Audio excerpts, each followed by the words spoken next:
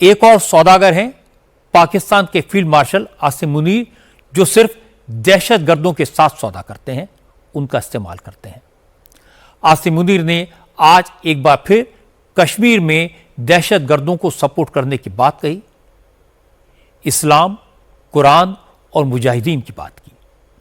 आसिम मुनीर ने 15 अप्रैल को हिंदू मुसलमान का फर्क बताया था, कश्मीर में आतंकवादियों के सपोर्ट की बात कही थी। उसके बाद 22 अप्रैल को पहलगाम में हमला हुआ, हिंदुओं को धर्म पूछ पूछ कर मारा गया। अब 3 जुलाई से अमरनाथ यात्रा शुरू होने वाली है। अब फिर आसिम मुनीर ने भारत के खिलाफ जहर उगला है। इसलिए आशंका जताई जा रही है कि आसिम मुनीर के दिमाग में फिर से कोई साजिश चल रही है, फिर से कोई नया फितूर आया है। हो सकता है पाकिस्तान की बुरी निगाह अमरनाथ यात्रा पर हो। पाकिस्तान नेवल एकेडमी की पासिंग आउट परेड में जनरल आसिम मुनीर ने कहा कि वो कश्मीर में जिहादियों को सपोर्ट देकर अल्लाह के हुक्म की तामील कर रहे हैं। मुनीर ने होली कुरान की आयतों का हवाला देकर आतंकवादियों को हर तरह के सपोर्ट का वादा किया। आसिम मुनीर ने कहा, भारत जिसे आतंकवाद कहता है वो असल में कश्मीरियों की जायज़ जंग है। वो अपने हक की लड़ाई लड़ रहे हैं और पाकिस्तान उसे पहले भी सपोर्ट करता था, आगे भी करता रहेगा।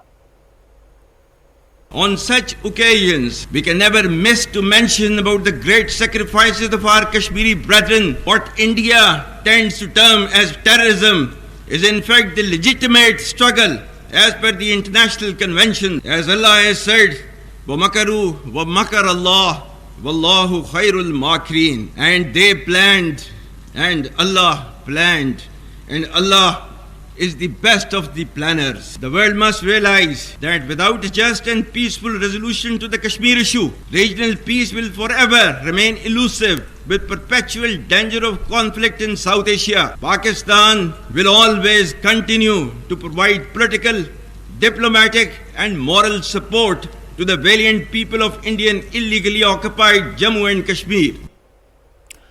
आतंकवादियों को सपोर्ट देने का जुर्म कबूल करने के बाद आसिम मुनीर ने रंग बदला। कहा, पाकिस्तान तो दहशतगर्दी के खिलाफ जंग लड़ रहा है, लेकिन भारत ये जंग कामयाब नहीं होने देता।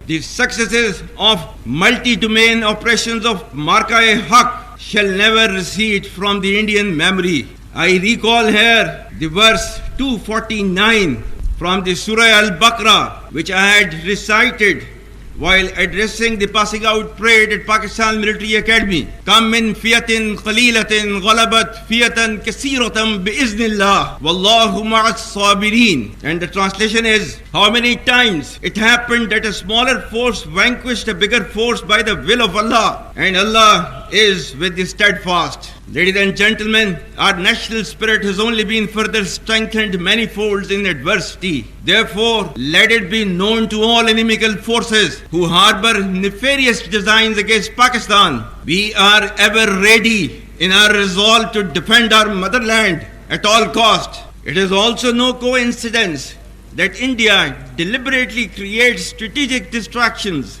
whenever Pakistan is close to decisively turning the tide against terrorism. Our adversities have only made us emerge stronger. We will take our fight against terrorism to its logical conclusion and get rid of this menace in all its forms and manifestations. जो लोग पाकिस्तान से बात करने की वकालत करते हैं, उन्हें जनरल मुनीर की बहकी बहकी बातें जरूर सुननी चाहिए।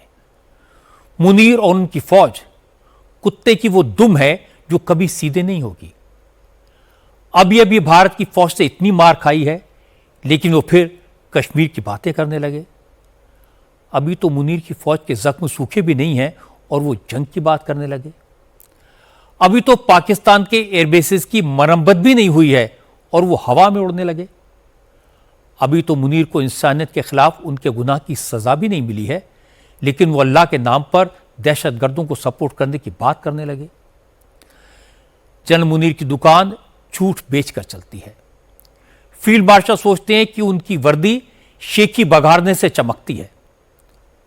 बस उन्हें इतना याद रखना चाहिए कि भारत ने साफ कह दिया है, अब दहशतगर्दी की किसी भी हरकत को एक्ट ऑफ वॉर माना जाएगा और भारत की मिसाइल्स पाकिस्तान के किसी भी कोने में मार कर सकती हैं।